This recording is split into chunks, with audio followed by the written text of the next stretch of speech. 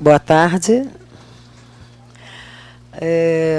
Nós vamos dar início ao evento. Em primeiro lugar, eu sou Adriana Braga, coordenadora do LabMid, que está trazendo, então, o primeiro evento público do LabMid. E a gente está começando aqui com a ilustre presença do Pedro Doria para fazer essa abertura para a gente. O LabMid é um laboratório de mídias digitais.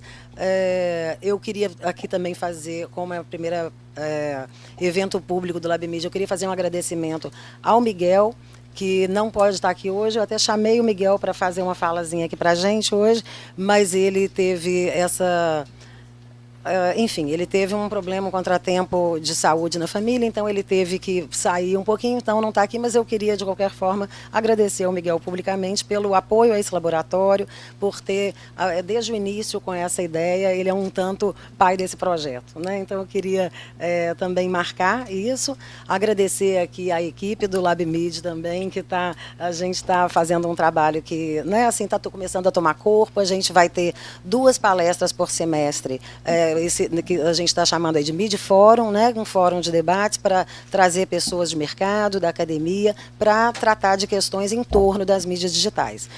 Eu agradeço muito a presença de vocês e já estão todos e todas convidados para os próximos eventos, acompanhar a nossa agenda aí, que vai trazer 2 palestras, conversa, palestras, bate-papos por semestre em torno dessas questões. Eu agradeço o Pedro de ter aceitado, então, o nosso convite. O Caralta vai fazer a mediação aqui para a gente estabelecer essa conversa, e ele vai fazer uma primeira fala e depois vocês vão abrir também para perguntas. É importante que vocês tirem as dúvidas aí, explore um pouco o Pedro aí, que vai estar 2 horas para conversar com a gente. Tá? Obrigada pela presença de vocês. Então, passo a palavra ali para o Caralta para apresentar o Pedro e dar início à nossa atividade. Obrigada. Mais uma vez, boa tarde, obrigado, Pedro. Vou apresentar aqui rapidamente o Pedro. Não é das tarefas mais fáceis, porque o currículo dele é quase tão vasto quanto o mundo digital em que ele se especializou, né? Ele é jornalista, escritor, colunista do Globo, colunista do Estadão, autor de 7 livros, entre os quais Manual para a Internet, se não me engano, de 94 ou 95, considerado aí o primeiro livro sobre esse tema publicado no Brasil. E aí eu até fiz uma cola aqui, porque o Pedro atua há muito tempo, não só no jornalismo, mas mais especificamente nessa área de tecnologia digital e também como escritor, né? Então esse mergulho aí no mundo digital rendeu para ele, em 2015, o prêmio de melhor jornalista de tecnologia, prêmio Comunix, pela coluna do Globo, do Estadão, do Globo, no qual ele foi editor executivo. E como editor executivo, foi um dos que implantaram, né, a mudança do modelo de produção para priorizar o digital, chamado Digital First, né, como a gente chama. Tá? E a mais recente investida do Pedro é o Meio, uma newsletter diária, gratuita, né, que resume ali os fatos principais para os seus assinantes. Ele vai falar um pouco dessa newsletter aqui, até porque ela é um emblema, ela ilustra bem essas novas demandas geradas pelas tecnologias digitais, enfim, e na qual todos nós aqui estamos supostamente imersos. Tá certo? Então, mais uma vez, eu agradeço aqui ao Pedro Doria, que teve essa disponibilidade, essa gentileza de compartilhar esse conhecimento acumulado, inclusive no Vale do Silício, né? Você morou lá, estudou em Stanford, ali inscrita no Vale do Silício, e pôde também observar na prática como é que funciona esse admirável mundo novo do digital, né? Obrigado.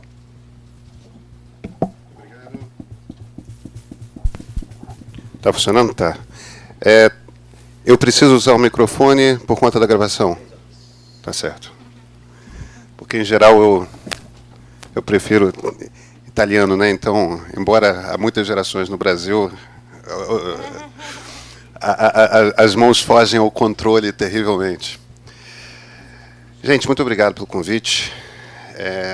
Vamos ver se eu consigo ajudar vocês de alguma forma. Deixa eu só falar 2 minutos um pouco de como que eu me fiz jornalista para situar o meio. Acho que o meio, me parece, é o que interessa. Hã? Quer botar o meio no telão? Se vocês quiserem, claro. canalmeio.com.br. Podem se inscrever agora. Pelo celular.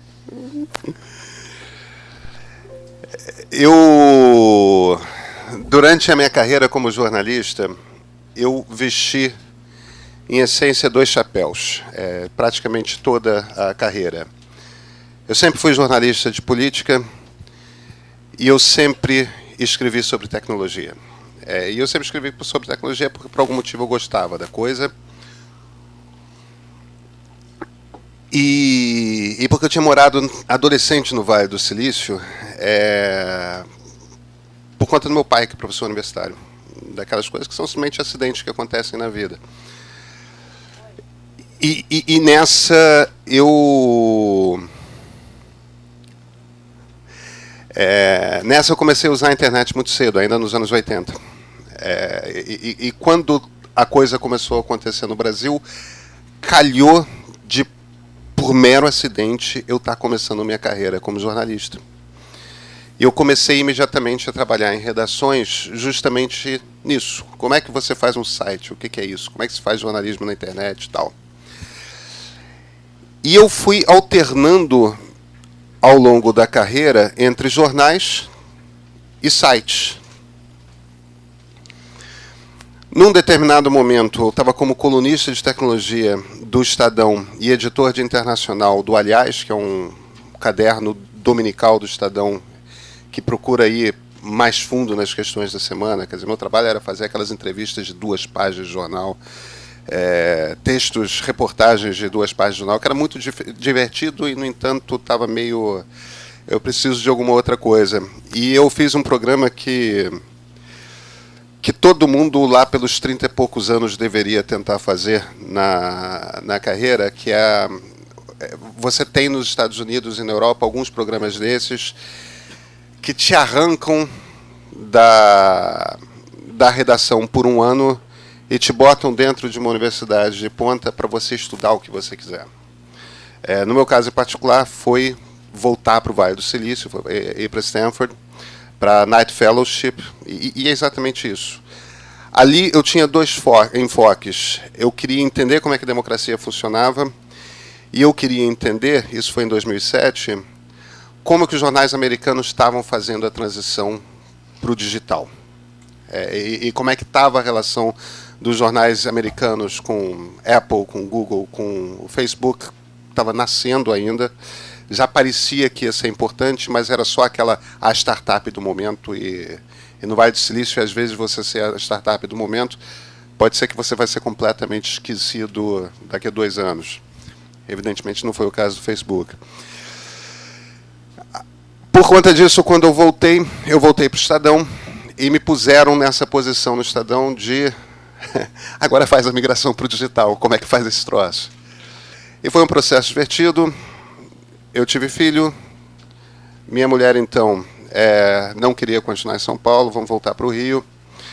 Eu fiquei durante um tempinho na ponte aérea até que eu consegui um emprego no Globo para fazer novamente a mesma coisa, que é como que a gente transforma esse jornal num troço que seja muito mais digital do que papel. E se você vai para os grandes jornais hoje, os 4 grandes jornais são evidentemente Folha, Estado, Globo, Valor. Com exceção do Valor, inacreditavelmente, os outros 3 são jornais na internet. O Natan está aqui, vai confirmar. Não, exatamente. São jornais na internet. O jornal que sai no dia seguinte é simplesmente consequência de tudo que você botou no ar ao longo do dia. E se você pega o grande furo do ano passado, que foi um furo do Lauro Jardim, colunista do Globo, que é a gravação da JBS com Temer no porão do Palácio do Jaburu, no momento que a segunda fonte confirmou a notícia, ninguém piscou o olho, publica no site. E é assim que você faz. Pois bem, para mergulhar no meio, eu tenho um amigo que trabalhou comigo entre 1994 e 1995 na TV Globo, quando a gente estava montando o primeiro site da TV Globo. Éramos super garotos, e ele, o Vitor, é um cara que é engraçado porque ele não é jornalista e ele é louco por jornalismo. Por algum motivo ele nunca teve interesse em ser jornalista. Ele é um cara, um excelente programador. A formação dele é no que a gente costumava chamar de administração de empresa, eu não sei se ainda se chama assim. E nos sempre mantivemos a amizade, nunca voltamos a trabalhar juntos. Mas a gente sempre conversou e sempre acompanhou todo o processo de o que está acontecendo no mundo com o jornalismo. E nos interessa não só a tecnologia e o jornalismo, como também a maneira como você pensa o negócio da coisa. Como é que o troço sustenta. A gente tinha alguns dados muito claros na nossa cabeça. O primeiro dado é o seguinte. É engraçado que certas coisas, por algum motivo misterioso, são extremamente discutidas na Europa. São conversas corriqueiras de redação na Europa, são conversas corriqueiras de redação, pelo menos nos comandos de redação e nas administrações dos negócios do jornal nos Estados Unidos. E aqui no Brasil, fala-se muito pouco disso. Mas tem um número-chave, que é um número-chave absolutamente conhecido, que é o momento em que a penetração de banda larga residencial num país democrático passa de 30%, ou seja, quando 30% ou mais das casas tem banda larga instalada, publicidade de veículo impresso, revista e jornal, despenca. E eu e o Vitor ficávamos aí, será que vai ser esse ano? Será que não vai ser? Em 2014 aconteceu. E despencou a publicidade no jornal. E a consequência é sempre a mesma. Quando despenca a publicidade no jornal, primeira reação de qualquer negócio, com os números despencando, e as quedas são muito fortes e muito grandes. Tá? A primeira reação de todos os negócios é você começa a fazer demissões. Antes de ser demitido do Globo, eu mesmo, eu era editor executivo do jornal, entre Estadão e o Globo, num período de 4 anos, eu devo ter demitido pessoalmente mais de 60 pessoas. E é, de longe, a pior experiência profissional pela qual eu já passei na minha vida. E eu não estou... tendo sido demitido ao longo da carreira 2 vezes dentro de Passaralhos, e tendo demitido, eu juro para vocês que eu prefiro ser demitido do que demitir. Porque, com muita frequência, você está tirando o emprego de pessoas que são a única pessoa que leva dinheiro para casa. E são 3 filhos, um pai doente, uma coisa assim. As situações são sempre muito difíceis. A primeira coisa que a gente tem que ter em mente a respeito desse período pelo qual a indústria do jornalismo está passando esse troço é doloroso pra cacete. É um processo extremamente difícil. É um processo de transformação. O negócio no qual a gente está, jornalismo, não é o único negócio que está sob transformação. Você vai para a indústria automobilística, eles vão migrar de um negócio, quando entrar o carro autônomo, eles vão migrar de um negócio que é baseado em venda de carro para consumidor final, para um negócio no qual eles vão vender carros para grandes empresas e todos nós teremos algo tipo um plano de celular, só que a gente compra por mês 60 quilômetros. Aí a gente digita aqui, o carro simplesmente para na nossa porta, a gente entra e leva. E quando esse processo começar a ser engatilhado na indústria automobilística, que vai ser daqui uns entre 5 e 10 anos, vai ter um processo de demissões em massa gigantesco lá também. Não há nenhuma indústria que não vá passar por isso. Você vai para a indústria bancária, blockchain entrando na indústria bancária, a gente não precisa entrar o que blockchain é e tudo mais. Os processos de automação vão ser elevados a um nível tal que uma quantidade imensa de pessoas que trabalham não serão mais necessárias. a gente vai passar fatalmente pelos próximos anos por um período muito difícil no mundo, inclusive de convulsões sociais por causa de desemprego e tudo mais. Agora, são também momentos de oportunidade. E tanto eu quanto o Vitor sabíamos disso. Porque a gente viu o que aconteceu nos Estados Unidos em 2007, 2008, que é justamente o momento em que este mesmo target, né, de 30% de penetração de banda larga residencial passou nos Estados Unidos. Em 2008, praticamente todas as grandes startups de jornalismo foram inauguradas nos Estados Unidos. Aí você pode jogar Vice, BuzzFeed, o Vox Media, que é um grupo que tem vários sites, praticamente todas, Business Insider, praticamente todas essas startups de jornalismo político começaram em 2008. Por quê? Primeiro, você tem muita gente na rua. Algumas dessas pessoas vão virar professores de yoga. Outras dessas pessoas vão continuar fazendo jornalismo e vão tentar buscar soluções. Número 2, os jornais perdem qualidade, mas eles perdem qualidade da seguinte forma, e isso é uma coisa que você acaba percebendo em todos eles. Você não pode cortar do principal, você não pode cortar da cobertura de política, você não pode cortar da cobertura de economia, você tenta não cortar da cobertura de cidade. Então, você começa a ver coisas como cultura, esporte e aos poucos, cidades sendo tocadas para você tentar manter mais ou menos íntegras as duas coberturas principais, que são política e economia. Então, existe um espaço real para crescimento. Agora, além disso, tem o fato, eu não sei como é que são vocês, e talvez vocês sejam exceção. Mas se você tem menos de 35 anos, dificilmente você lê um jornal impresso. A gente tem, sim, um avanço de assinaturas digitais nos grandes veículos. Mas não tapa esse buraco. Não resolve o problema da falta de publicidade, que é a principal fonte de renda para um veículo. E não tapa o buraco da turma que não cria o hábito de ler. Então, o que eu e o Vitor tínhamos em cabeça este é o momento, 2014, 2015, o que a gente tinha na cabeça olha, esse é o momento que as startups entram no mercado.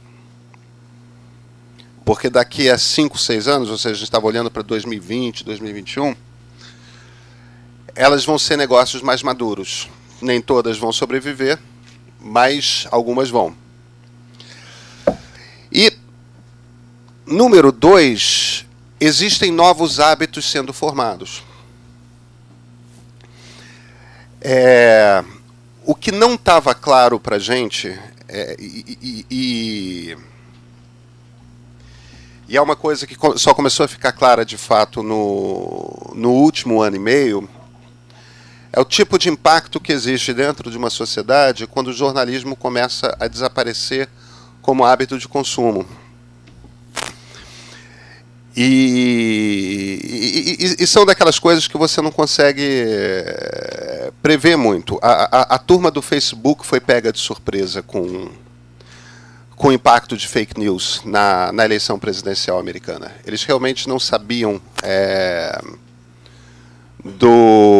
eles realmente não tinham ideia de o quanto que o sistema deles poderia ser manipulado para mexer de alguma forma com o resultado de uma eleição. E pode. Agora, esse tipo de processo se dá justamente esse tipo de processo se dá, esse tipo de impacto se dá num ambiente em que o jornalismo deixa de existir. E se tem uma coisa, eu imagino que a maior parte de vocês serão futuros jornalistas, se tem uma coisa que vocês têm de lembrar sempre, é o seguinte, tem uma hora ali que a responsabilidade de informar uma sociedade é de vocês como jornalistas. E democracia só funciona com uma sociedade informada. Eu não estou falando de doutrinação, estou falando do contrário. Entendeu? Olha aqui, o que está acontecendo é isso aqui. A partir disso, você constrói suas opiniões. No fim das contas, a gente só está nesse... Olha, existem trocentos negócios que são muito melhores que o jornalismo. Inclusive para você empreender. Esse é um negócio difícil, esse é um negócio complicado, entre outros motivos, porque você tem que ter sempre em mente, principalmente se você está lidando com política e economia, você tem que ter sempre em mente que você, em alguns momentos, vai ser convocado a tomar decisões que podem matar o seu negócio. Decisões editoriais. Você tem que publicar determinadas coisas, você tem que... não é o melhor negócio do mundo para estar. Agora, se é o seu tesão, não tem muita escapatória. É isso que você tem que fazer, é isso que vai te dar prazer na vida. E certamente é o meu caso. Como é que a gente pensou o meio? Bem, é o momento de entrar como startup. Qual é o produto? Evidentemente, a primeira coisa que nós pensamos foi um site. A minha preocupação no primeiro momento era mais editorial do que... era mais editorial do que de modelo de produto. Tá? Por que eu estou falando do editorial? Tinham algumas coisas... Eu comecei a imaginar como é que seria uma redação ideal. E se você vai para a história do jornalismo, existe uma lógica que determina a forma como um jornal ou uma revista são organizados. E com muita frequência as pessoas esquecem que existe uma lógica histórica e industrial para aquela organização. Então, quando você abre um jornal e tem política, economia, cidades, esportes e cultura, e algumas dessas coisas estão nas duas principais separatas. Uma separata é aquele bolo de jornal que já vem tipo num caderno, né? Cada separata é um caderno desses. Alguns, tipo um caderno de cultura, costuma ser um caderno à parte. Em geral, as principais editorias vêm aglomeradas em uma ou duas separatas. Primeiro, a hora de fechamento daquelas editorias, você imprime uma separata por vez na gráfica. Então, as coisas que você vai fechar mais cedo, você imprime primeiro. As coisas que você vai fechar por último, você imprime depois. A ordem das editorias, você bota na última separada as coisas que você vai imprimir por último. E nesses cadernos como cultura, são cadernos que você pode rodar cedo na gráfica. Quer dizer, tem uma lógica industrial para essa organização aí.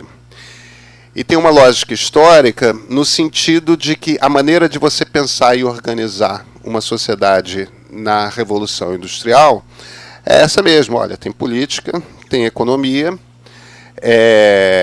tem as coisas que acontecem na cidade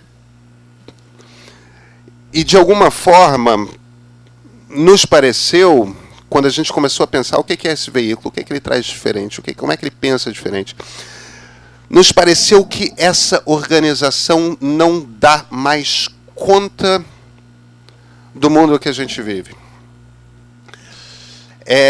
Primeiro, porque as nossas preocupações, de alguma forma, mudaram de foco. E segundo, porque a lógica que essas organizações impõem à redação pioram determinadas coberturas. Do que eu estou falando? Certas questões de comportamento, por exemplo, se tornaram questões absolutamente importantes para o debate dentro de uma sociedade. A questão LGBT, por exemplo. A questão do feminismo, quer dizer, todo esse pacote de gênero, para citar um exemplo. A questão de drogas. Legaliza, não legaliza? Isso é uma grande indústria? Isso não é? Como é que se lida com isso? Isso está diretamente ligado, evidentemente, à questão de criminalidade urbana. Essas são questões que, dentro de um jornal tradicional, dentro de um veículo tradicional, são questões soltas. Por quê? Você pega, por exemplo, a questão LGBT. Se a Suprema Corte Americana determina que casamento gay passa a ser legal nos Estados Unidos, é o correspondente em Washington e, portanto, a editoria de internacional que vai tocar esse negócio. Se a mesma decisão acontece no Supremo Tribunal Federal, é a sucursal de Brasília e, portanto, a editoria de política que vai cuidar disso. Se, no entanto, no Rio de Janeiro acontece o primeiro casamento entre 2 homens ou 2 mulheres, é a editoria de cidades que vai cuidar disso. Qual o resultado concreto na cobertura? São repórteres diferentes. Isso quer dizer que nunca vai ter um repórter que cobre isso direto. Portanto, esse repórter nunca vai acumular fontes, nunca vai se aprofundar naquele assunto. E, portanto, as perguntas que ele vai fazer e o tipo de cobertura que ele vai fazer vão estar sempre ali meio que no raso. Ele não consegue se aprofundar. E se você vai para todas essas questões, gente, eu tenho certeza que várias delas fazem parte dos seus debates cotidianos na vida. É porque a gente está vendo famílias se transformando ao nosso redor o tempo todo. Porque a sociedade está mudando. E mais do que isso, num ambiente de extrema polarização, que é um ambiente em que todas as democracias ocidentais estão, não só a sociedade está mudando, como existe uma reação muito forte a essas mudanças. Quer dizer, esse é um dos principais debates políticos que se põe. E a imprensa, por conta da maneira que ela é organizada, não está preparada para cobrir esse troço bem. Vejam só, por conta da forma como as editorias são desenhadas. Então, uma das coisas que nos veio à cabeça imediatamente é a gente precisa pegar essas questões relativas à nossa vida cotidiana e transformar isso numa editoria. A editoria não é cidade, a editoria não é política, a editoria não. A editoria é coisas que têm impacto na nossa vida. Por quê? Porque no tipo de sociedade que a gente vive hoje, há muitas coisas que têm impacto direto na nossa vida e, portanto, a gente tem que botar um olhar mais cauteloso, mais cuidadoso nessas questões. Número 2. Tecnologia, numa determinada fase do jornalismo recente, teve seu caderno semanal em todos os jornais. Por quê? Porque aquilo era bom para atrair um determinado tipo de anunciante. Aí o negócio influenciando como que o jornal ganha forma, tá? Tudo quanto é jornal tinha um caderno de informática, que era como a gente chamava nos anos 90 e na primeira década desse século, porque tinha trocentas lojas que vendiam produtos ligados a computador que queriam anunciar no jornal. Então você cria um caderno e bota conteúdo editorial ali para ter todo aquele tipo de anúncio. Com a mudança trazida pela internet nos últimos 10, 15 anos, esse tipo de anúncio, que é um anúncio com perfil mais classificado, foi embora. Portanto, os cadernos de tecnologia foram embora. E foram, em geral, reintegrados às editorias de economia. E aí ficam ali meio que relegados e tudo mais. O problema disso para a gente é o seguinte: uma atualização que mude alguma coisa a respeito, por exemplo, de privacidade, ou que te permita o comando de apagar uma mensagem já enviada no WhatsApp, é uma informação que interessa a todo mundo. Por quê? Porque no Brasil a gente se comunica por WhatsApp. Se existe alguma questão mais profunda a respeito do Facebook que tem impacto direto na maneira como nós vivemos, isso interessa a todo mundo. Assim como interessa a todo mundo entender o que Google está pensando para Android e Apple está pensando para iOS, porque isso impacta na decisão de que celular que você vai comprar. Quais são os impactos reais a respeito de inteligência artificial, Big Data, tudo mais? São impactos concretos que a gente está começando a perceber cada vez mais que tem na sociedade. Então, a gente pensando nesse veículo, a gente já tinha essa editoria super importante, que é todas as coisas relevantes a respeito da nossa vida. A nossa segunda editoria tinha que ser uma editoria que tratasse de tecnologia, mas tratasse de tecnologia pelos aspectos do nosso cotidiano. Ou seja, o que nessas várias ferramentas digitais que nós temos tem algum tipo de impacto na nossa vida cotidiana. partir daí, a partir desse raciocínio, a gente começou a construir o que o meio deveria ser editorialmente. E aí isso é vício de jornalista. Antes de pensar o negócio, você pensa na coisa editorial. Como é que você dá conta do mundo que a gente vive? A terceira editoria era uma editoria que, para a gente, era inevitável, continua sendo inevitável em qualquer veículo de imprensa, que é uma editoria de cultura, com a diferença de que, além de dar muita ênfase para livros, música e tudo, cinema, etc., tudo mais que cultura costuma cobrir, para nós era evidente que, por exemplo, coisas como séries e streaming, tanto de música quanto de vídeo, eram fundamentais para você cobrir, porque viraram parte cotidiana. São aquelas coisas que estão na nossa conversa a respeito de cultura o tempo todo. E, por fim, evidentemente, política. E a última coisa que a gente decidiu fazer para transformar o troço num bicho com só 4 editorias, para ter uma estrutura mais enxuta mesmo, a gente decidiu que economia e política era a mesma coisa. Porque economia e política é a mesma coisa. Porque, no fim das contas, o que a gente está discutindo é poder.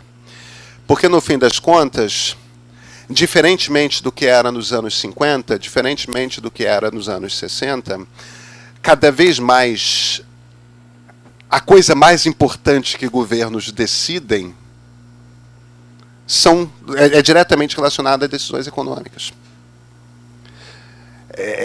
No fim das contas, se você olha, se não houvesse uma crise econômica terrível, e eu não vou entrar no mérito de se o impeachment é justificado ou não, se é golpe ou não, depois a gente pode até ter esse tipo de discussão, mas é uma outra discussão.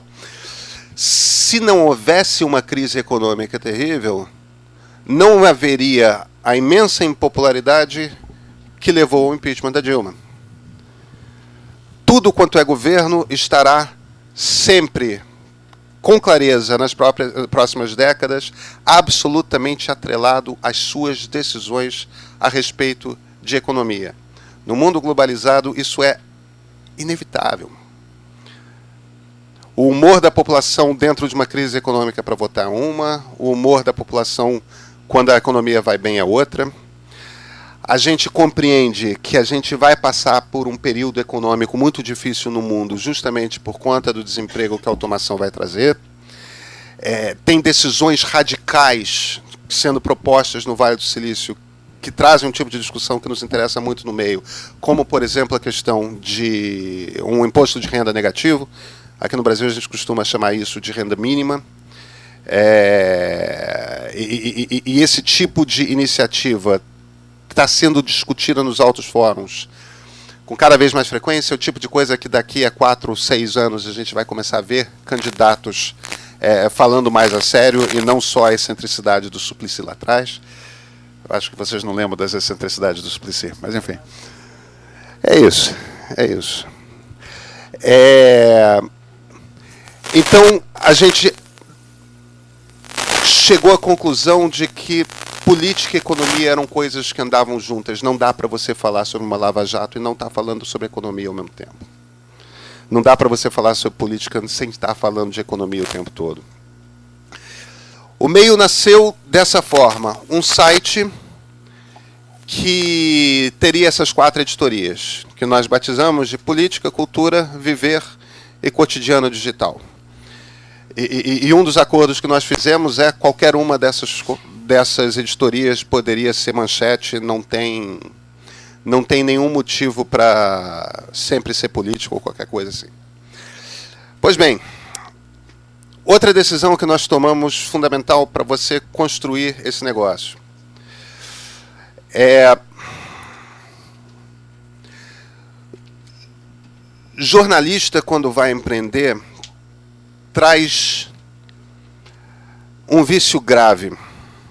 Obrigado, Letícia. Traz um vício grave,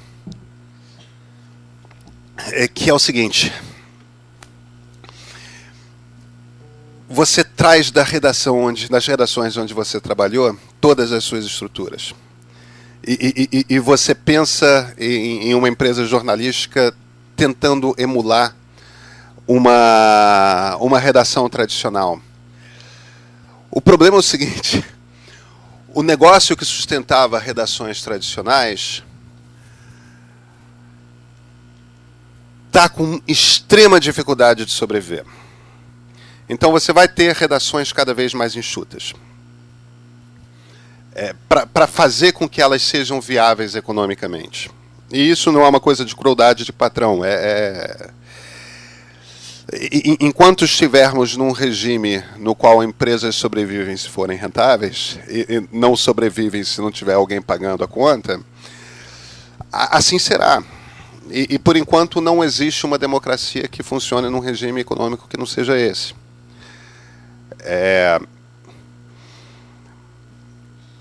Então, uma das coisas que sempre nos pareceu claro precisa ser uma estrutura muito enxuta. Todo mundo vai ter que trabalhar muito. São quantas pessoas lá? Hoje são 4 pessoas. Eu e o Vitor. Eu tenho uma editora assistente que mora em São Paulo e uma programadora trabalha com o Vitor. Essa é uma outra das nossas preocupações.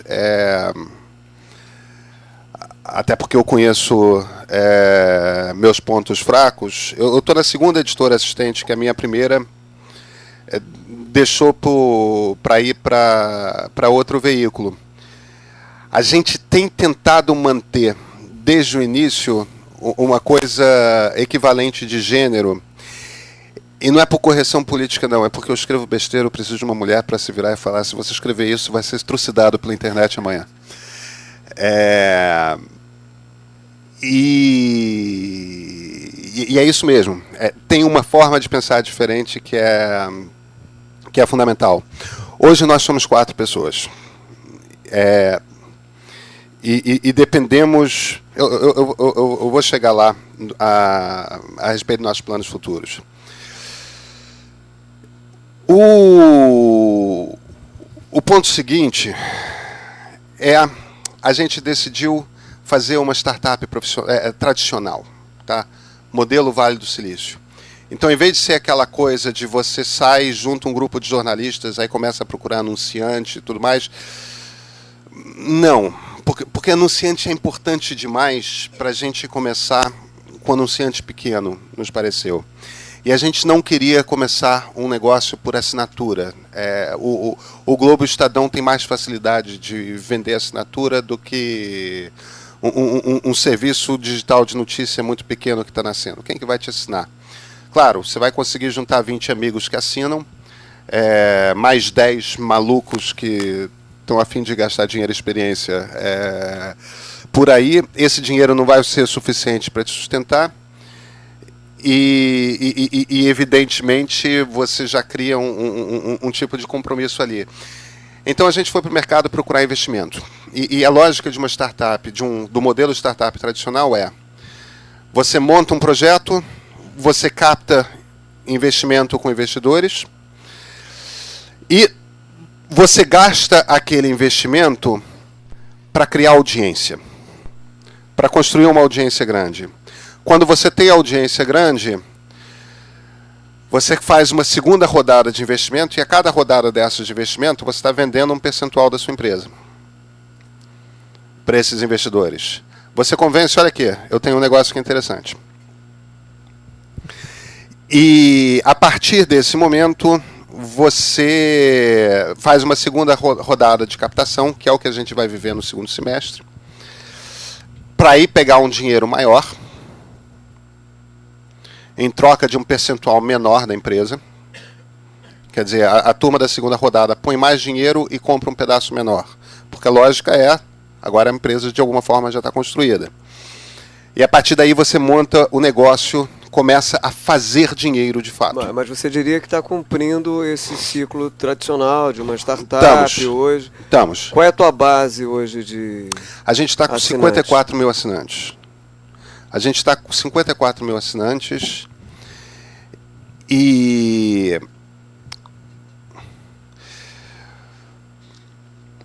vamos lá, para situar esse número, a gente está com 1 ano e meio. A gente começou Nossa primeira edição foi a edição que deu o resultado do primeiro turno da eleição de 2016, ou seja, primeira semana de outubro de 2016.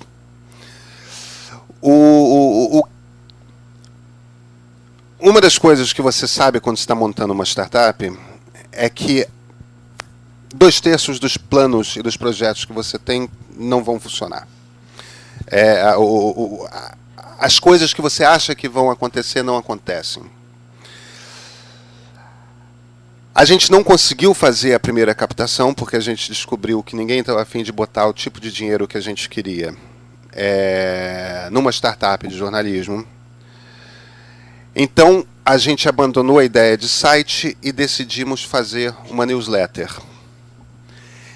Isso é o que a turma de gestão de startups chama de MVP, Minimum Viable Product, o produto mínimo viável.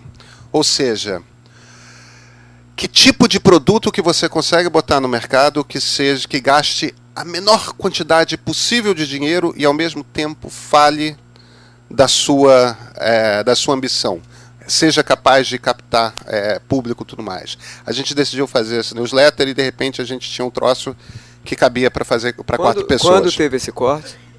Não, isso foi ao longo do primeiro semestre de 2016. Não. Isso é antes da gente captar. Antes de começar. Antes da gente fazer. E aí, quando a gente já estava com esse projeto diminuído para fazer uma newsletter, e ainda não havia no Brasil a coisa de newsletters e tudo mais, mesmo os jornais começaram a fazer depois, aí a gente conseguiu fazer a captação. Desculpa, Pedro, de newsletter dentro desse modelo ajustado ao consumo de informações nas plataformas digitais, sobretudo nas móveis. Exatamente. O que a gente decidiu fazer foi, olha, nós vamos produzir uma newsletter que vai cedo de manhã te dar todas as informações essenciais que você precisa no dia. Vocês têm um número de 8 minutos, né? A gente tem um número de 8 minutos, que foi um número absolutamente aleatório. A gente queria que fosse menos do que 10 e 5 pareceu pouco demais. Mas a gente antes de ser uma empresa jornalística, a gente é uma empresa de tecnologia. A gente tinha, desde o início, esse projeto, vamos contratar uma jornalista para trabalhar comigo, mas vamos botar alguém para programar junto com o Vitor para desenvolver o sistema. Então, literalmente, quando a gente está escrevendo a newsletter do dia, coisa que daqui a pouco eu vou começar a fazer, a gente tem no sistema um contador de minutos. E se passa para 8.1, eu estou lá a 2 minutos do fechamento caçando frase para cortar para dar 8 cravado. A gente nunca entregou o meio com mais do que 8 minutos. Continua sendo a arte de cortar palavras, né? Continua sendo a arte de cortar palavras. O Marcos Sacorrei, eu trabalhei no site com ele, o Marcos dizia que o bom da internet é que você bota o ponto final no momento que você quer. O Marcos estava errado. E no fim das contas, o meio nesse sentido, a gente estava tendo essa conversa sobre jornalismo, o meio é um produto jornalístico que, se você chegasse na redação do Jornal do Brasil em 1974 e apresentasse, ninguém ia ter dificuldade de reconhecer naquilo o jornalismo. Aquilo é um troço que é dividido em notas curtas, o Zósimo já fazia isso, o Ibrahim antes dele, né? São notas curtas e, além de ter informação ali, tem texto. Tem texto, é agradável de ler, tem ritmo, tudo mais. Quer dizer, é um produto jornalístico que... Desculpa, Pedro, tem os links também para... E tem os links para você... de claro, profundidade, quem quer se aprofundar. Claro. A gente está apontando para os outros veículos, mas, ao mesmo tempo, a gente está fazendo uma costura. Como é que é feita essa curadoria? A gente sabe que hoje as novas tecnologias digitais transformaram todos nós em potentes repórteres, editores, curadores e tal. Então, como é que é feita essa curadoria com essa prerrogativa digital? É você especificamente que faz? Quais são os critérios que você usa? Eu queria que você contasse um pouquinho. Somos eu e a Bárbara, mas a gente tem uma camada de tecnologia que nos ajuda. Por isso que eu estava dizendo para vocês, o e-mail é uma empresa de jornalismo, mas antes de ser uma empresa de jornalismo, é uma empresa de tecnologia. A gente desenvolve um sistema que nos ajuda nesse processo de edição. A gente tem uma ferramenta chamada Monitor, e o que o Monitor de um ponto... Todo mundo sabe o que é um feed aqui? Um feed de RSS? Oh, legal. A gente pega os feeds de RSS de inúmeros sites de notícia e nesse Monitor a gente cria listas, sei lá, uma lista de política e bota política do Globo, política do Estadão, agora, também de sites menores. E bota ali naquela lista de política. Além de incluir nesse Monitor esses feeds, que, portanto, pegam todo o conteúdo que está sendo botado no ar por todos os veículos, além disso, a gente tem alguns outros inputs. A gente inclui vários twitters dentro do Monitor. Mas aí são pessoas que nós estamos escolhendo. Então, eu posso ali, olha, José Roberto Toledo, da Piauí. Toledo é um dos melhores repórteres de política do Brasil, usa Twitter como diabo, conhece jornalismo de dados como diabo. O Twitter do Toledo está ali. Sempre que ele bota o link para uma determinada notícia que, sei lá, o Estadão deu, aquela notícia no Monitor ganha um votozinho ali. Só que eu tenho todos os repórteres de política e vários políticos e vários cientistas políticos que usam muito o Twitter contribuindo para esse voto. Além disso, também são levados em conta o que nós do meio clicamos. Se a gente tende a clicar mais no link... Quer dizer, literalmente a gente montou um algoritmo que organiza aquele mar de informações que estão sendo publicados numa ordem hierárquica. Agora, o que esse algoritmo está fazendo é organizando esse noticiário numa ordem hierárquica a partir de pessoas que selecionam isso que nós escolhemos. Entendeu? São pessoas nas quais nós confiamos.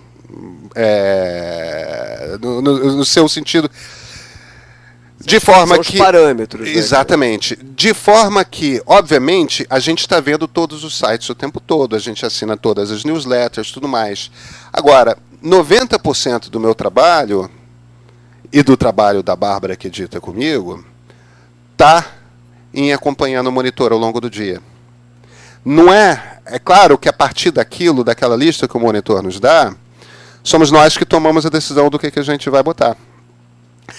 Mais recentemente, eles conseguiram implementar um sistema que tagueia todas as notícias automaticamente. Você vai pegando determinados parâmetros. Então, todos os nomes que aparecem, todos os nomes de empresa, localidades, tal. Então, quando entra uma matéria que cita o Temer e o Fernando Henrique conversando, tem ali o título da matéria e tem Fernando Henrique Cardoso, Michel Temer, PSDB, PMDB, São Paulo, todos esses termos chaves da notícia.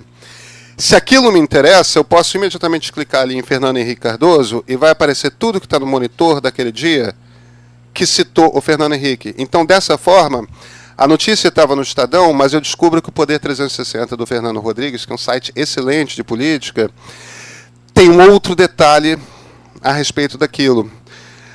Uma das coisas que costumam nos elogiar muito no meio é que quando a gente fala de uma determinada reunião, a gente faz uma costura de todos os pequenos detalhes que todos os veículos têm. Quer dizer, você tem essencialmente toda a informação a respeito daquela reunião que o jornalismo brasileiro conseguiu produzir naquele dia. Agora, e a gente consegue fazer isso por causa dessa tecnologia.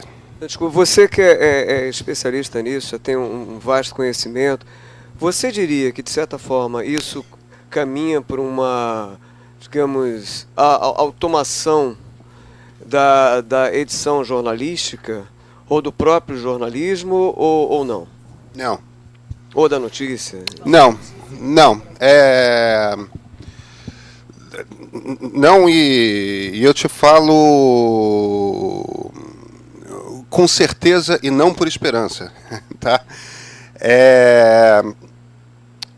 Olha, a gente está... Eu não gosto de chamar o momento que a gente está vivendo. Isso é uma palestra que eu faço com alguma frequência. Eu não gosto de chamar o momento que a gente está vivendo de quarta revolução industrial. Eu acho que é um grande equívoco chamar isso de quarta revolução industrial. E por um motivo muito simples. De tempos em tempos, uma mudança tecnológica pega a sociedade e muda todas as regras dela. A revolução industrial foi isso. A segunda e a terceira revoluções industriais, na virada do século XIX para o XX e depois de meados do século XX, são ganhos de produção, são novas fontes de energia, ou seja, é uma revolução industrial mais eficiente. O que a revolução industrial fez, em essência, foi construir máquinas genéricas que substituem a força humana. De repente você tem uma máquina que você não precisa mais botar força, ela produz em muito mais quantidade, e esse tipo de máquina nunca tinha existido na sociedade. Isso urbaniza, isso pega toda aristocracia que vivia da riqueza produzida pela terra e derruba ela, e vem as repúblicas, porque a riqueza começa a ser produzida em fábricas nas cidades, muda quem é rico, quer dizer, tem toda uma estrutura que muda.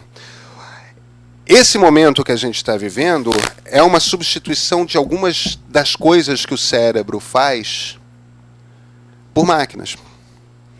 Quer dizer, não é uma quarta revolução industrial, é uma revolução equivalente à revolução industrial.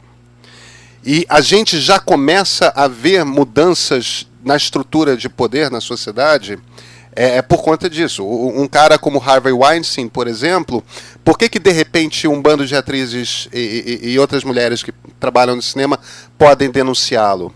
Por um motivo muito simples. 5 anos atrás, antes de Netflix, ele tinha o domínio sobre pelo menos 1/4 da produção feita em Hollywood. Se ele virasse o seu inimigo, você não tinha carreira. Hoje, ele não tem mais esse tipo de controle. Quer dizer, as estruturas de poder estão mudando. A empresa mais valiosa do mundo é a Apple, a segunda empresa mais valiosa do mundo é o Google, a terceira empresa mais valiosa do mundo é o Facebook, a quarta é a Amazon. A The Economist até fez uma matéria sobre essa mudança. Isso, exatamente, né? Exatamente. Quer dizer, o poder... E Detroit está quebrada, né? Agora, assim... Então, o ponto no qual eu queria chegar é... Agora, o tipo de coisa que a máquina substitui no cérebro é toda aquela atividade repetitiva, que vai desde você dirigir um carro até o trabalho de um assistente executivo ou de um contador. Agora, no momento que de alguma forma você tem que botar criatividade no jogo, computador não consegue resolver isso. E o trabalho de edição é um trabalho de criatividade. Porque aí... E por que o computador não consegue fazer isso? E qualquer cientista da computação fera em inteligência artificial vai te falar exatamente o que eu estou falando. E profissionalmente eu converso com vários deles, alguns dos melhores. Por que eles dizem isso? A gente sequer sabe como é que o cérebro faz essas coisas. E a gente está muito distante de compreender como que o cérebro faz essas coisas. Quer dizer, se a gente nem entende como é que é o processo de criatividade, como é que a gente vai desenvolver uma máquina que é criativa? Isso não vai acontecer. Agora, o que vai acontecer, e já está acontecendo e acontece no meio, é que a gente vai precisar de menos gente dentro de uma redação, porque muitos dos processos podem ser automatizados. O LA Times tem 2 robôs que são espetaculares. O jornal de uma cidade como Los Angeles, onde fica Hollywood, vocês sabem como é que é músico e ator, né? E diretor essa turma. Uma das coisas que eles mais gostam de fazer é aprontar de noite. Lá, o banco de dados da polícia é integrado à rede pública, de forma que você pode entrar e descobrir qualquer BO a qualquer momento. Eles fizeram um robozinho que sempre que alguém é preso por estar dirigindo bêbado e a profissão está listada como ator ou cantor, bate imediatamente num repórter policial. Pim! Ó, dá uma olhada nesse BO aqui, nesse boletim de ocorrência. E se é alguém conhecido, eles imediatamente já saem com a pauta. O cara precisa continuar saindo com a pauta, mas ele não precisa ficar ligando para tudo quanto é delegacia para ter a sorte de descobrir se aconteceu ou não. Outro robô que eles têm é ligado ao departamento de sismologia, e sempre que acontece um terremoto com mais de 4 graus, que é quando pode ter algum tipo de impacto, a matéria já sai pronta. Entendeu? Porque a matéria, no final das contas, o lead é aquele lead absolutamente estruturado, né? Ó, aconteceu um terremoto de tantos graus na escala Richter, o epicentro foi em tal lugar, blá, blá, blá, blá. O primeiro parágrafo tá... A partir daí você vai continuar precisando de um repórter para... Caiu algum prédio? Alguém sofreu alguma coisa? Liga para uma seguradora, vê se estão medindo impacto, enfim. Até um certo nível... Desculpa. Beleza. Podemos então abrir para perguntas aí. Eu só vou pedir a gentileza de esperar o microfone, porque como está sendo gravado, nós aqui conseguimos ouvir, mas quem está vendo ou vendo remotamente... Pode passar isso. Alô, alô.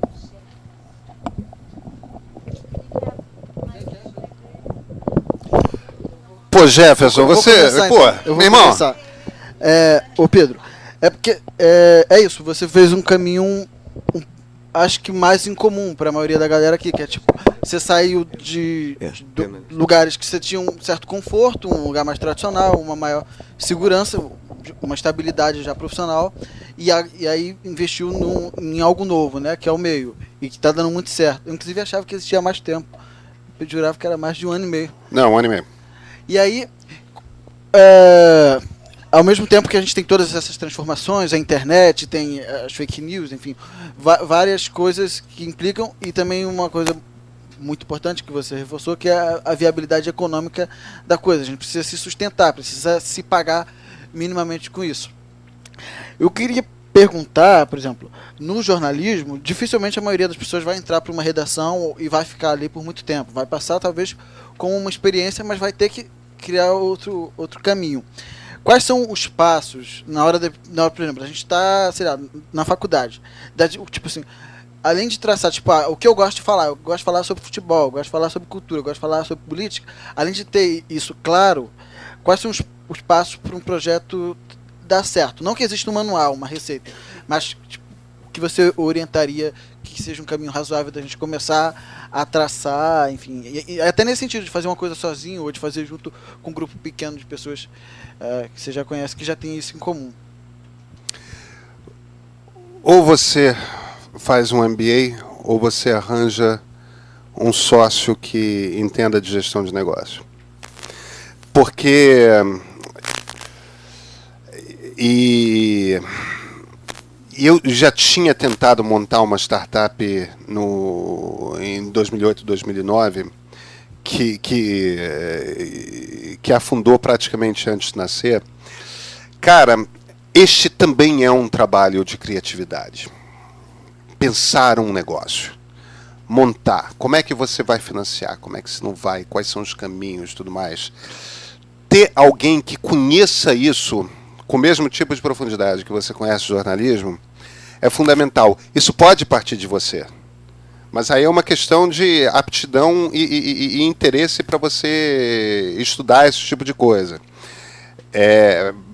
Tanto para mim quanto para o Vitor, a nossa sociedade nos pareceu desde o início uma sociedade óbvia, justamente por conta dessa complementaridade. Eu trazia o jornalismo e ele trazia todo o pacote que eu não sei fazer.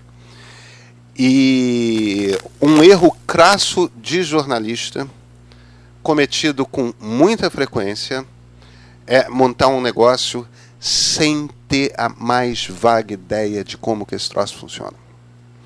Então a primeira coisa é, você quer montar um negócio e quer fazer esse troço a sério, saiba fazer ou então traz para junto com você, compreendendo que essa pessoa é tão importante quanto você? Alguém que saiba.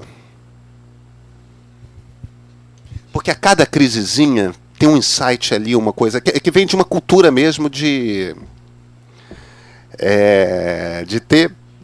conhecer como que aquela coisa funciona.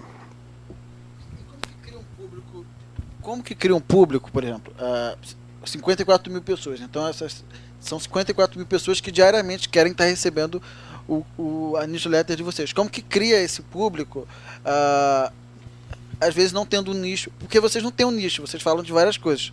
Como que você vai criando isso, e ainda mais no início de carreira? Tipo, como que você vai consolidando esse caminho de pessoas que têm interesse no que você faz? Pessoal, só um pouquinho. Quem quiser falar, levanta a mão aí, que a Ítala está com o microfone. E também vou só dar um recadinho. Quem quiser convalidar com uma atividade complementar, o Léo está aqui com uma listinha. Léo, você pode passar a listinha. Quem quiser, coloca ali os seus dados para convalidar depois, tá? E pode ir levantando a mão que a gente vai passando o microfone aí na hora. Não, Jefferson, não existe uma resposta genérica para isso. Cada caso é um caso. No caso específico do meio, a gente montou um produto e veja, eu conheço o jornalismo digital. Eu dirigi o braço digital de 2 dos 3 maiores jornais do país. Para chegar ao produto do meio, ao modelo, foi 1 ano conversando. E buscando investidor, e a gente não consegue, faz, e desenha, redesenha e tudo mais. Agora, o que a gente enxerga no meio? Primeiro, é um produto feito para essa tela aqui. É de leitura curta. E pega um momento-chave que é um público que já perdeu, em grande parte, o hábito de ler jornais, que perdeu também o hábito de ir a sites jornalísticos, que quer um produto editado, ou seja, organizado, hierarquizado e tudo mais, que é uma coisa que sites jornalísticos, em grande parte, perderam. O critério da hierarquia num site é a recência, não a importância. E, ao mesmo tempo, começa a perceber que se informar pelas redes sociais não funciona. Tem coisa que você não está vendo, tem ponto de vista que está te escapando, tem um lado da conversa nacional que está te escapando. Especialmente quando agora paira sobre as redes sociais, né, uma pecha de agora ainda ficou mais óbvio. Repositório de fake news, claro. Né? Aliás, só para complementar, essa é uma pesquisa recente que confirma aquilo que a gente já intui: 75% aproximadamente dos brasileiros estão conectados em celulares, em smartphones, né? Então, quer dizer, parte desse público é o seu público, que vai ao encontro desses novos hábitos, né? Então, 75% dos brasileiros conectados em smartphones é um número expressivo, né?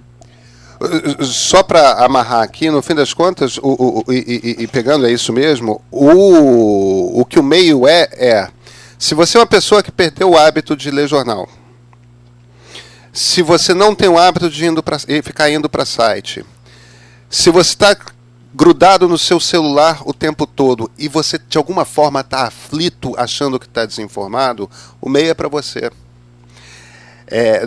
E no fim das contas, agora, o fato de um meio ter um texto bem cuidado e a edição ser o mesmo tipo de edição que você esperaria de qualquer outro veículo de imprensa profissional, eu acho que o fato de um meio não ser ideológico, entendeu? Não ser nem um veículo de esquerda, nem um veículo de direita, todas essas coisas eu acho que compõem para que a gente encontre um público. Existem outras formas de você encontrar públicos, entendeu? Eu falei aqui da questão de um meio evitar a questão da marca ideológica.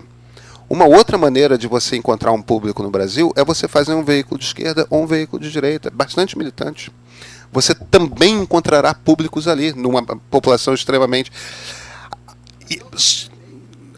Sim, claro, é isso mesmo, é isso mesmo. Agora, aí depende também do que você quer fazer.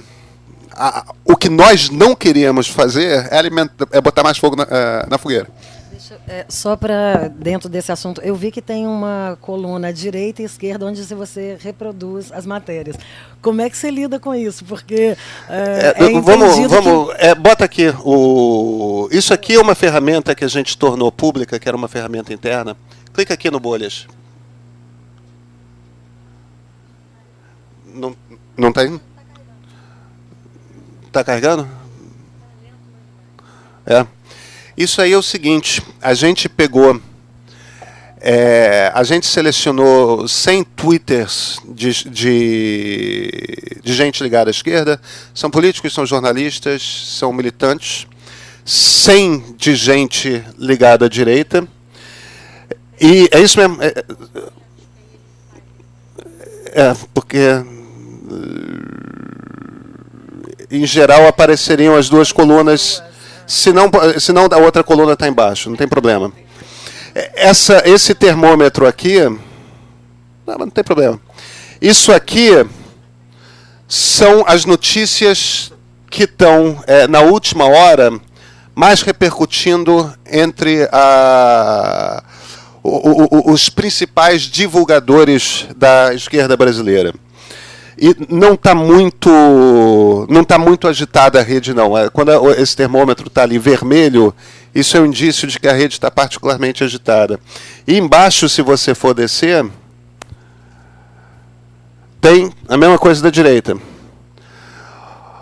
Uma das coisas mais impressionantes, e a gente usa para a gente entender o que os dois Brasis estão conversando. Uma das coisas mais impressionantes quando você olha para esses dois gráficos todo dia, é que as pessoas estão vendo dois países absolutamente distintos.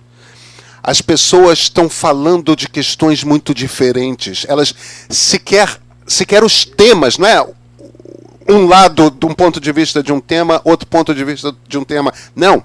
Os temas são diferentes. As preocupações são diferentes.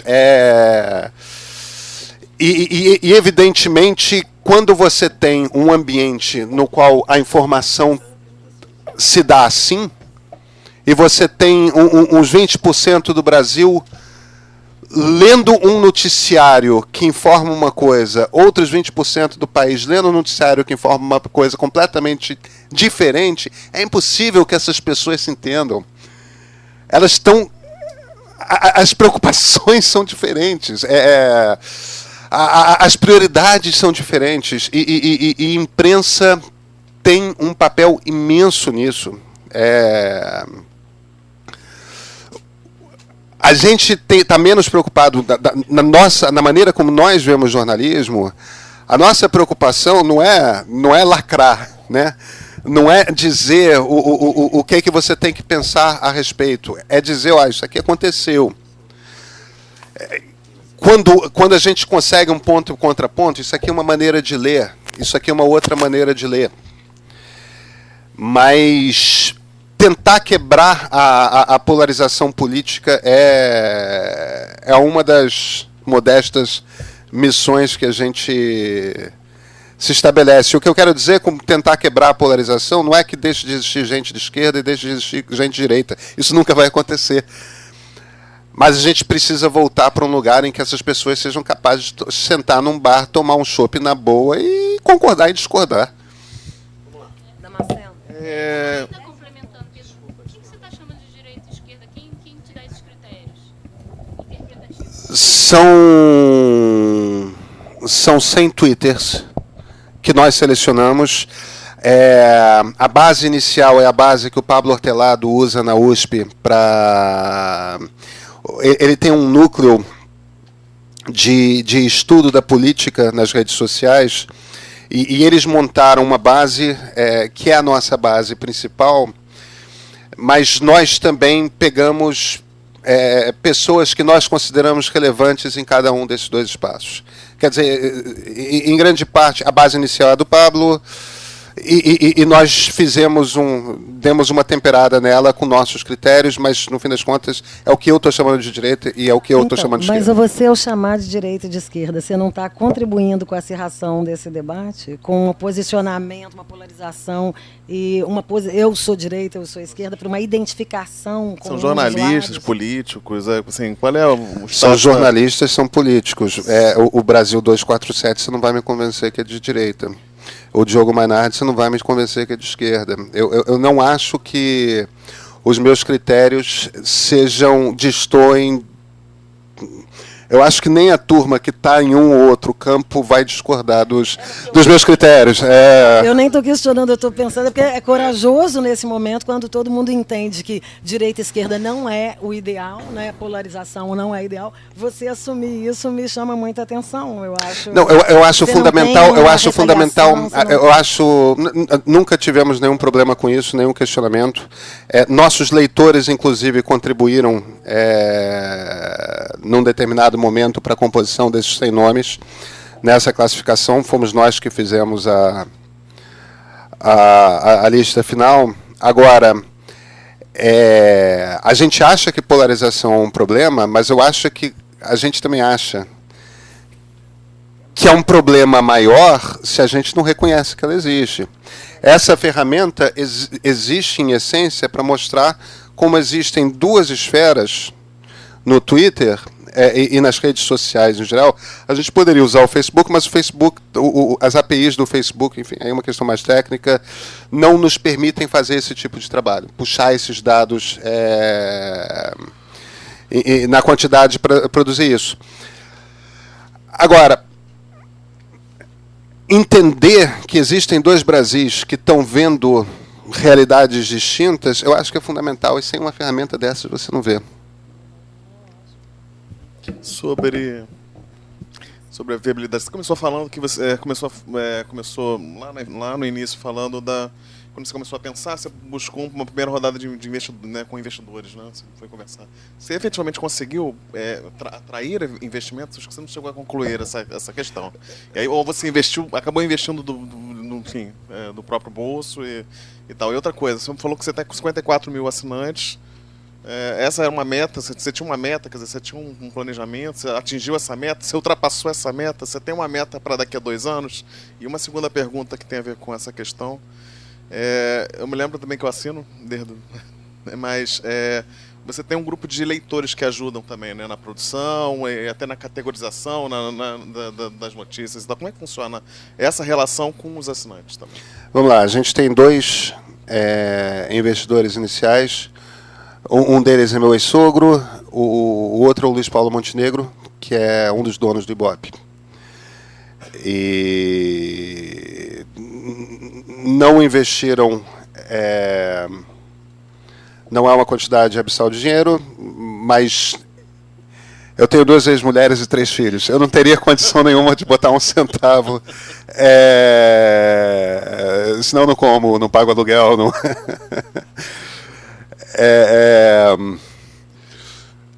Agora, evidentemente existe um investimento que é o dinheiro mensal que eu tiro do meio, meu salário, eu preciso continuar escrevendo para os jornais, e eu gosto, tá? Não é... E eu faço freelas, quer dizer, a vida... São angústias de um... A pergunta Ser reflete repórter angústias... é ser repórter. A pergunta reflete angústias de um repórter fora da redação. Claro, né? claro. Um repórter empreendedor. O meio não me sustenta. E não tem... e não tem como me sustentar durante um período, mas tudo bem, entendeu? Eu estou construindo uma coisa. Um projeto... Claro. Você ganha outro bem, né? É outro capital que você, que você acumula. É isso. E eu acho que a gente vai conseguir fazer uma empresa grande, tá? A sua segunda pergunta a respeito do... Você falou, você está com 54 mil assinantes, Essa era uma meta que você tinha inicialmente? Você ultrapassou essa meta? Você tem uma meta para o futuro clara ou isso... Olha, o que eu posso te dizer é o seguinte, a gente não tinha propriamente uma meta. A gente achava que a gente ia pegar uma turma de 25 a 35 anos. O que a gente pegou é uma turma que começa nos 25, sim, mas vai até os 55.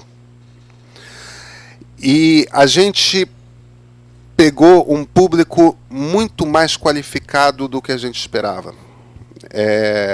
A gente é lido desde cedo em todas as redações, em todas as agências de publicidade, vários comandos de empresa. Quer dizer, a gente pegou um tipo de leitor que a gente não era o leitor que nós tínhamos imaginado inicialmente. Muitos artistas, muitos... a gente pegou, se não fosse uma... Se a gente pensasse em classe não por economia, mas por nível educacional, tudo mais, a gente pegou uma classe A. Um corte. E aí você monta o seu modelo de negócio em cima desse público que você tem. O que a gente está começando a falar com a turma das agências de publicidade, departamentos de marketing das empresas, que agora a gente está começando a ir buscar publicidade e tudo mais, que no fim das contas, você bota aquele produto na rua, que tipo de público que atrai? Foi esse público que a gente atraiu. Vocês tiveram como se fossem investidores anjos. Exatamente. Que exatamente. A gente teve investidores anjos. Que viabilizaram ali o empreendimento. Queria pegar uma carona nessa deixa, sair um pouco do meio, aproveitar que você teve essa experiência também extensa no Globo, antes na Folha. No Estado. No Estadão. A gente vive hoje, quer dizer, essa dificuldade não é uma dificuldade do Pedro, do Alexandre, ou de quem de alguma empresa especificamente. Você hoje,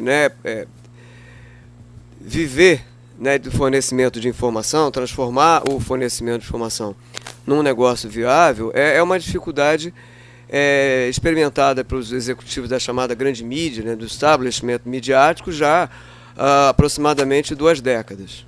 Porque aquele modelo que sustentava, baseado muito na publicidade, num tipo de publicidade, não sustenta mais por esses motivos que a gente sabe, mudou a forma de consumo, etc. Então eu queria perguntar para o Pedro, fora esse modelo, por exemplo, do meio, como é que você vislumbra aí o futuro, ou o futuro próximo e tal, num curto, médio prazo, desse fornecimento de informação jornalística no Brasil, no mundo, num cenário em que a informação está pulverizada, os grandes veículos tradicionais perderam o monopólio sobre a notícia e as novas tecnologias transformaram cada um de nós, munidos aí de um smartphone a tiracolo, num repórter, num editor, pelo menos em potencial. Você está falando de modelo de negócio ou você está falando de produção jornalística? Ou de ambos? De ambos, porque não tem como a gente pensar em produção jornalística se ela não se sustentar como um produto ali socialmente materializado. Tem uma hora ali, e alguns de nós aqui somos repórteres, somos jornalistas. Você só vira um bom repórter em Brasília depois de 5 anos cobrindo Brasília. Porque tem certos padrões, isso vale para qualquer editoria que você cubra. Tem certos padrões que você começa a perceber se repetindo. Tem uma hora que um político mente para você, você já sabe onde que ele está mentindo. Tem certos truques de esconder número que você começa... No início, é aquele repórter velho que te ensina na redação. Ou então é a matéria que você faz, aí você vê o jornal concorrente, putz, como é que eu não percebi isso? Tem um processo de aprendizado que exige tempo. É claro que o sujeito com o smartphone na rua pode flagrar um avião entrando e atravessando o World Trade Center. E ele vai ter feito um registro jornalístico. Ele não vai ser um jornalista. Eu não acho, Caralta, que você precise ter um diploma de jornalismo para ser jornalista.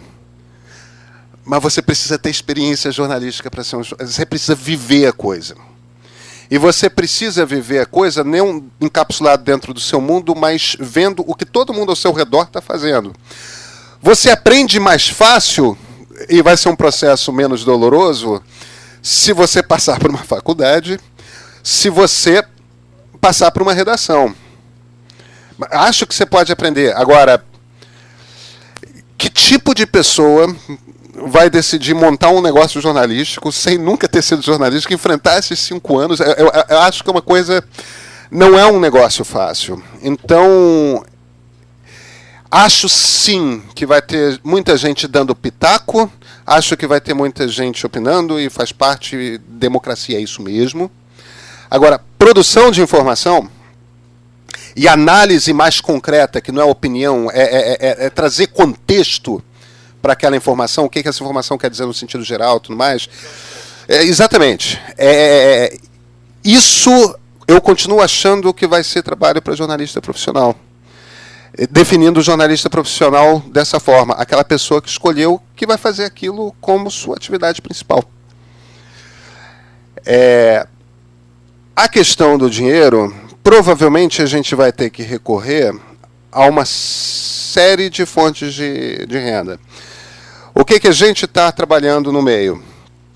Primeira coisa, publicidade, mas a gente está procurando mais patrocínio de grandes marcas. Quer dizer, uma marca marcas que cheguem lá e vão ter uma presença frequente no meio e vão falar com essa turma, esses nossos leitores, que a gente está falando, estamos chamando de os verdadeiros influenciadores, porque é esse mesmo perfil. E a gente está buscando acordos de 1 ano, contratos de 1 ano. Como é uma empresa muito enxuta e pequena, a gente não precisa de muito dinheiro. A gente não tem os custos de quem tem que lidar com distribuição, uma carteira de milhões quer dizer, tem uma coisa ali de ser menor te deixa mais ágil.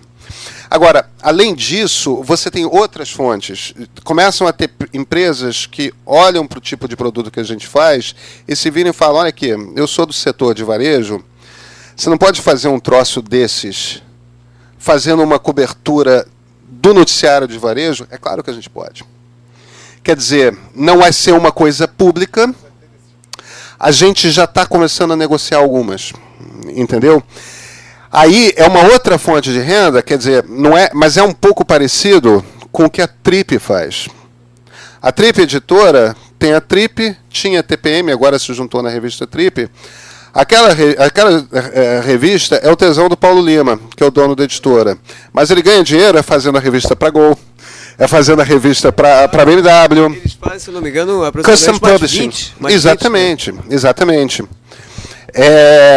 Então, eles usam a Trip como um veículo que chama atenção, que tem qualidade, que traz discussões interessantes, fala com determinado tipo de público que não à toa tende a coincidir com o público que está dentro das agências de publicidade. Então, essa é uma outra fonte de renda. Uma terceira fonte de renda é assinatura. Mas eu acho que a gente tem que começar a pensar em assinatura de formas mais criativas. Por exemplo, o pacote de assinatura, eu jamais cobraria para alguém receber um e-mail. Mas, de repente, a intenção do e-mail é te ajudar a compreender o mundo. De repente, a gente pode montar um pacote de assinatura que, além do e-mail, que é gratuito, você recebe outros tipos de informação. Pode ser um livro por mês que nós selecionamos.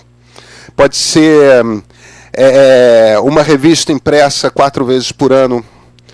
Pode ser, quer dizer, existem outros produtos com outros formatos, com outros tamanhos. Pode ser um pacote de ferramentas digitais. Acesso ao monitor é uma das coisas que a gente está estudando. Só que aí a gente vai precisar dar uma organizada um pouco melhor, deixar ele ainda parece aquele, sabe, coxinha de teatro, tá tudo... Exatamente. Então, existe também uma possibilidade de um produto de assinatura. No fim das contas, você vai diversificando. O que é importante quando você está pensando num veículo jornalístico? Na verdade, o importante é que as fontes de receita sejam o mais diversificadas possíveis. Porque se você tiver uma quantidade de fontes de receita bastante diversificada, nunca ninguém vai poder te pressionar não publica essa notícia. Os jornalistas americanos falam isso. Exatamente. Pedro, posso fazer uma pergunta? Claro, claro. É que você falou que você tem esse programa, né, que você pega as informações de várias fontes, reúne e você mesmo escreve para o meio. Só que essas fontes, por exemplo, o Estadão, cada fonte tem um viés. Assim, o jornalista ele tenta passar a informação da maneira mais clara possível, mais transparente, mas sempre tem um viés, né? A formação da pessoa, ou tipo, o Estadão tem algum viés. Como é que é para você ler isso e passar isso com o viés do meio, ou você acha que o meio não tem o viés, ele é totalmente transparente nas notícias? Eu queria saber como você lê e identifica isso e transforma para a sua plataforma. Vamos ver um exemplo? Vamos ver o de hoje? Claro, é só abrir o meio de hoje. E me dá tempo para pensar.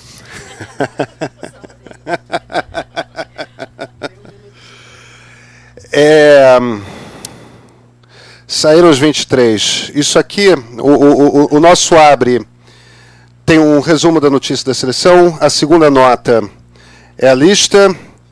No terceiro é uma sacada de um repórter da época que usa dados estatísticos para falar um pouco a respeito de cada um dos jogadores.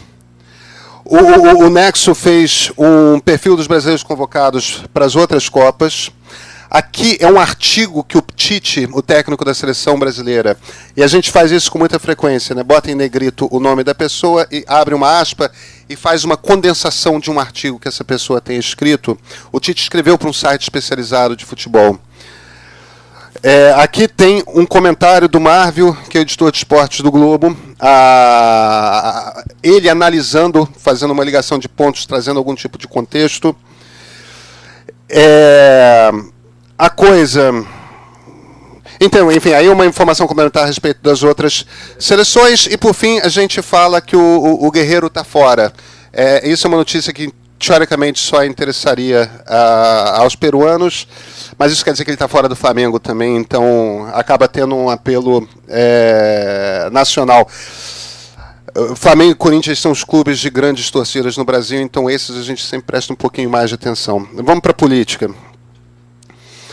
Isso aqui, essa nota aqui de política, isso aqui é simplesmente o que a pesquisa CNT-MDA informou. Não tem nenhum viés aqui, são os números. Claro, a gente poderia começar a discutir qual o viés da pesquisa e tudo mais, mas é um ponto para a gente enlouquecer, né? Aqui um pouco mais de informação, aqui os cenários de segundo turno.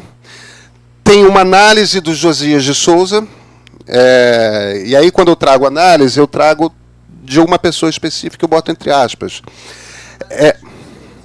Não, tá no blog do Josias. Está no blog do Josias. E aqui está.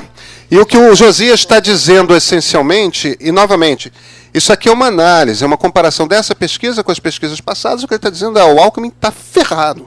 É um trabalho de entendeu? Exatamente. Vamos lá. E aí uma análise de uma consultoria tentando fazer o que saiu no Valor, também tentando fazer uma leitura a respeito da coisa. A questão do viés. Olha, é claro que nós temos valores que nos formam, é claro que nós temos questões que nos são caras, é claro que nós temos uma visão de mundo, mas tem uma hora que você conhece os seus preconceitos. Isso é um ponto importante.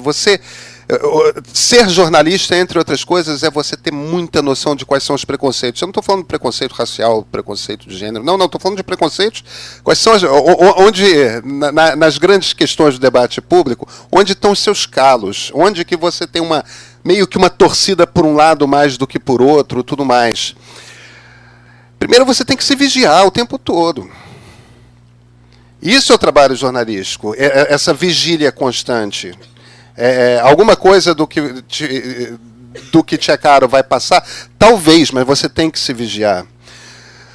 Número 2, e isso pesa muito na curadoria do meio, eu conheço essas pessoas todas. O jornalismo brasileiro é desse tamanho. Depois que você está um tempo nas redações, você conhece todo mundo.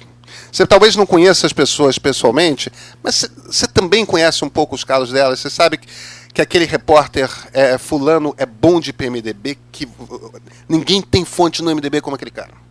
Aquele outro, o problema dele é que às vezes o petismo dele escorre um pouco ali nas vírgulas das matérias, mas você tem uma hora ali que tem um olho de editor que você sabe onde que as pessoas são boas, onde que as pessoas são ruins, onde que as pessoas são mais confiáveis e onde que as pessoas são menos confiáveis. Então, nesse sentido, é uma curadoria extremamente pessoal. E muito calcada na minha experiência e no que eu conheço de quem eu estou listando aqui. Isso resolve? Não. Se o meio tem um viés, tem. O viés do meio é a gente estar consistentemente tentando fugir da polarização. Da briga entre PT e PSDB, entendeu? Ou entre esquerda e Bolsonaro, essas coisas. É disso que a gente está tentando fugir o tempo todo. E isso está tingindo o tipo de coisa que a gente escolhe publicar o tempo todo. A gente não é muito raro você ver no meio alguma coisa de um Brasil 247 ou do Antagonista. Entendeu? E não porque eu considere necessariamente que sejam maus veículos jornalísticos. Aliás, o Antagonista, em particular, dá furos com alguma frequência. Mas traz um tipo de tintura que eu acho que complica um pouco o debate se eu estou tentando fugir dessa polarização. Entendeu? Mesmo que seja uma informação seca, e às vezes, num site de esquerda ou num site de direita, tem um furo, uma notícia importante. E isso para mim é sempre uma tortura, porque eu sei que muitos leitores vão ver, o meio publicou uma coisa do site tal, então isso quer dizer que eles estão... E isso... De não passar a identidade de... eu vou tentar fugir de publicar coisa que vem dos sites muito marcados. Agora, às vezes é inevitável. Quando há um furo e é um furo importante, eu vou tentar publicar uma análise que vem de outro ponto, de outro canto. Mas a informação eu vou dar dando a autoria do furo. Porque furo ainda é a principal mercadoria desse jogo.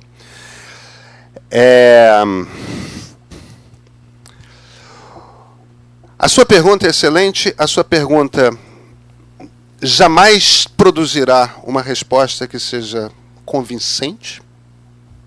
E por um único motivo, essa é a tortura diária de todo jornalista. Agora, é uma tortura pela qual você tem que passar. Não caia nunca... Isso é uma coisa que me traz uma angústia super profunda em inúmeros debates dos quais eu estou participando. Quando um jornalista chega num palco e fala: temos que reconhecer que todos temos nossos vieses, então vamos abraçar o nosso lado, tudo mais, você não está fazendo um serviço para o público. Você está fazendo um serviço para um público. É diferente. fundamental que você consiga ter gente numa democracia que esteja passando pela tortura diária de, cara, eu vou tentar contar essa história de uma forma justa.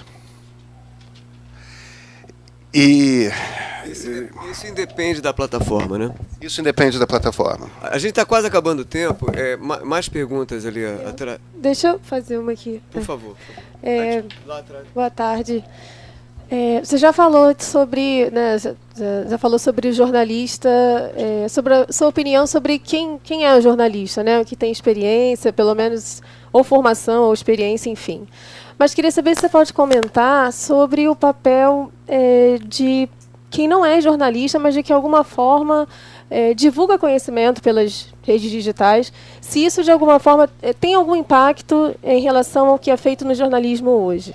Não no sentido de ser consultado como fonte, mas no sentido de, por exemplo, circular assuntos que de outra forma não seriam circulados, ou pontos de vista que de outra forma não seriam circulados. Se isso você vê acontecer, de que forma, se é relevante na produção de notícias atualmente ou não?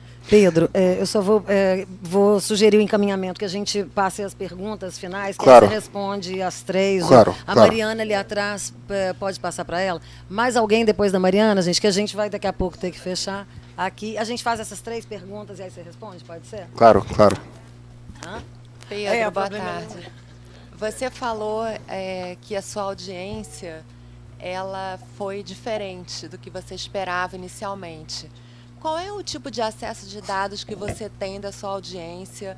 Qual é o nível de captação? Como é que isso é informado para quem está assinando a newsletter? E agora vai ser. Talvez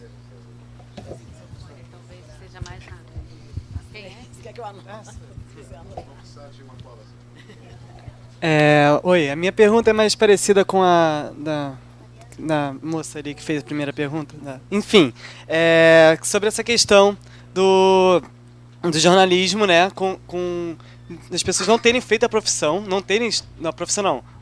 a graduação, não terem ficado 5 anos, 4 anos na faculdade e estarem exercendo, mas eu queria focar mais na tecnologia, em toda essa nova geração de bloggers e youtubers que tem hoje em dia, que fala abertamente sobre tecnologia, que muita gente, eu, por exemplo, eu vejo basicamente, eu sou muito interessado em tecnologia, eu vejo todo o conteúdo de tecnologia por YouTube, por blog, às vezes até ouço você na CBN, mas assim, eu acho muito interessante que todos esses outros meios, digamos, alternativos, têm visões, muitas visões, eles deixam muito claro se eles são pró-Apple, pró-Google, pró-Samsung, ou, sei lá, de outros assuntos também, deixando bem claro, eu acho isso interessante, porque eles argumentam, eles deixam, assim, é interessante isso, e eu queria saber o que você acha toda essa galera, de certa forma, jovens, na frente, assim, porque eles têm muita audiência, tem muita gente que assiste, principalmente no YouTube, que queria saber o que você acha disso. Combina com a dela ali, pode condensar ali. Casa ali.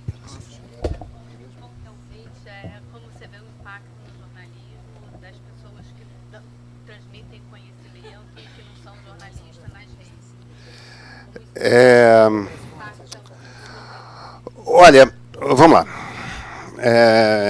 Pegando aqui.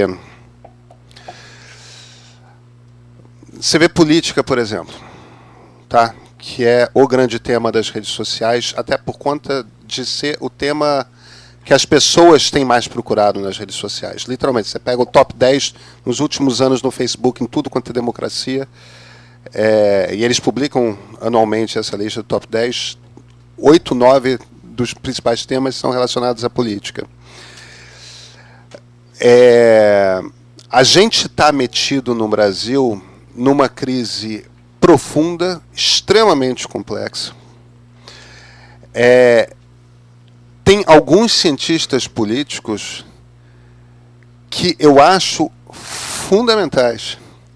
Eles trazem um tipo de informação e análise que não é o tipo de informação e análise que jornalista costuma fazer e que, no entanto, fazem imensa diferença para nossa compreensão do que está acontecendo, e eu tento trazer para o meio muito cientista político, por exemplo, sociólogos, antropólogos, etc. A gente, noutros tempos, no tempo que só tinha jornal, jamais veria um problema de um jornalista ir lá e entrevistar um cientista político a respeito do negócio. Aí alguns jornalistas começam a ficar melindrados quando esses cientistas políticos começam a escrever eles próprios. Eu não vejo nenhum problema. Evidentemente, você tem que sempre entender, e eu acho que esse é o trabalho principal do editor, quando que alguém está trazendo uma informação que é realmente nova, um ponto de vista para uma questão que é realmente original, ou quando que alguém que é um amador. A maioria das pessoas que estão dando pitaco na internet são simplesmente amadores, e tudo bem. Até amadores, às vezes, trazem uma coisa que seja original. Mas aí é o seu trabalho de editor, quando eu falo em particular sobre o meio. Agora, a pluralidade, o fato de que, para vários dos debates, existem vozes que não sejam apenas jornalistas que cobrem aqueles assuntos, eu não vejo, não é uma coisa que me incomode, e pelo contrário, eu acho que tem muito mais informação nova circulando por conta. Emendando aqui, quando a gente vai para a cobertura de tecnologia, eu não tenho nenhum problema de ter um youtuber que gosta de Mac e iPhone, outro que seja Android, outro que seja Team Microsoft. O que for, você pode fazer o que você quiser. Tem uma hora ali no jornalismo profissional que você está prestando um serviço para a pessoa. O meu objetivo, eu uso o Macintosh desde 1989. Há 2 anos eu migrei do iPhone para o Android. O meu computador continua sendo um Mac. Para o meu leitor, isso é irrelevante. O tipo de trabalho que eu faço como jornalista de tecnologia é tentar... Essas coisas são coisas caras. Eu preciso ajudar ele a fazer com que ele entenda quais são as opções que ele tem na mesa. Entendeu? Se eu ficar torcendo para uma fábrica ou para outra, eu estou fazendo o jogo da equipe de marketing das fábricas. O meu objetivo não é fazer o jogo da equipe de marketing das fábricas. O meu objetivo é ajudar as pessoas a entenderem quais são as tecnologias que tem na prateleira e dentro do dinheiro, e ajudá-las a fazer suas escolhas. No fim das contas... eu não acho que seja muito diferente da coisa do jornalismo político. Veículos de direita, veículos de esquerda estão fazendo o trabalho das equipes de marketing dos partidos. Entendeu? E tudo bem. Você pode fazer isso. Agora, você não está ajudando o leitor a fazer uma escolha. Você está passando adiante o discurso que interessa a um grupo político. Entendeu? E grupo político, não importa de que tendência, o objetivo dele é chegar ao poder, ponto. É só isso. Entendeu? É isso que está em jogo e ponto. Dados, análise. O que a gente tem numa newsletter? Eu sei quem abriu a newsletter, quando. Eu sei em que links clicou. Eu sei... quantas vezes aquela pessoa abriu uma newsletter. Eu tenho todos esses dados. O que a gente vai começar a fazer, e a gente não faz ainda, é começar... A gente também tem o corte demográfico, por um processo um pouco mais complexo, porque aí a gente pega cruzamento de dados com e-mail que nós temos... armazenado dos leitores, e o e-mail que eles deixam no Facebook, o e-mail que eles usam. A partir daí você consegue outros dados de identificação, dados demográficos, né, corte, onde que a pessoa mora, onde que idade tem, gênero, etc. O que a gente não faz ainda é nenhum tipo de processamento desses dados para a gente tentar começar a fazer, isso é uma coisa que vai ser importante para a gente, começar a entender e montar perfis mesmo. Olha, leitores homens do Sudeste de 35 a 45 gostam muito de noticiários sobre Android. Entendeu? Esse tipo de trabalho a gente não faz ainda. A gente vai começar a fazer, mas aí é aquela coisa de o que é mais importante você desenvolver. Mas a gente considera que esse tipo de trabalho é fundamental para você adequar o produto ao leitor.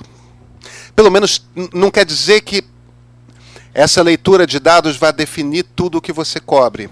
É só uma informação que você tem que ter. Para, em alguns casos, fazer uma definição, sim, e outras você acha que editorialmente não faz sentido, aí você não faz.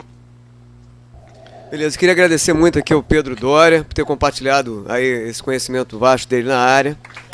Obrigado. Muito obrigado, gente.